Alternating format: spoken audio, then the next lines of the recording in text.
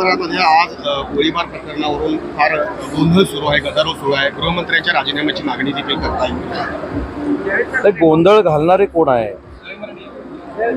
ज्यावेळी पालघरला अनेक साधूंची हत्या झाली त्यावेळी हे कुठं होते? ठीक आहे, त्यावेळी सरकारमध्ये आम्ही होतो. कालच्या गोळीबाराचं कोण समर्थन करत नाही.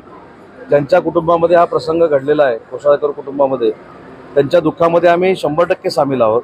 परंतु असं असताना त्याच्यामध्ये कायमस्वरूपी मुख्यमंत्र्यांना बदनाम करायचं. मी सकाळी पत्रकार परिषद घेऊन सांगितलं की यांचं कॉम्प्रोमाइजसाठी ही बैठक होती, तो फेसबुक लाईव्ह होता.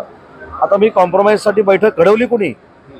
बरं, ते दोघंही असं म्हणतात की आम्ही उबाठामध्ये आहोत. म्हणजे उबाठामधलं गँगवॉर आहे ना, ते दुसऱ्यावरच्या माथी कशाला मारायचं? त्याच्यामुळे जो प्रसंग घडला हा दुर्दैवी आहे. भविष्यामध्ये मुख्यमंत्री मोदयांनी जी वेपन्स आहेत ती देखील कोणाकडे आहेत, योग्य आहेत की अयोग्य आहेत, ते देखील आदेश दिलेले आहेत.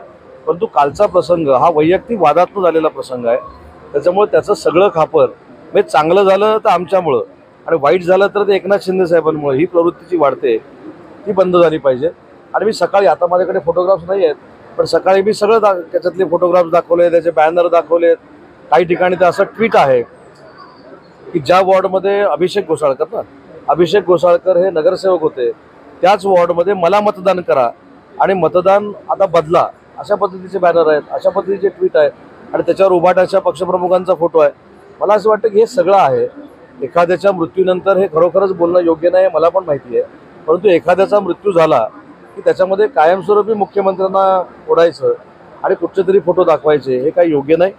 गोळीबाराची जी घटना घडलेली आहे त्याचा निषेधच आहे. त्याच्यावर कारवाई नक्की होईल.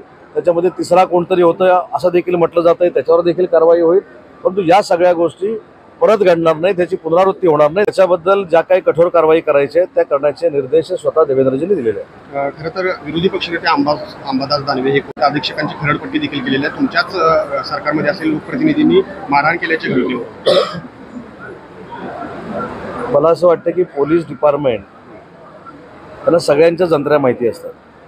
आपल्या कार्यकर्त्यांना खुश करण्यासाठी एखादा जर फोन लावला असेल तो एक लोकशाहीतला भाग आहे. पण ते किती खरं आहे किती खोटं आहे पोलीस तपासून बघतील.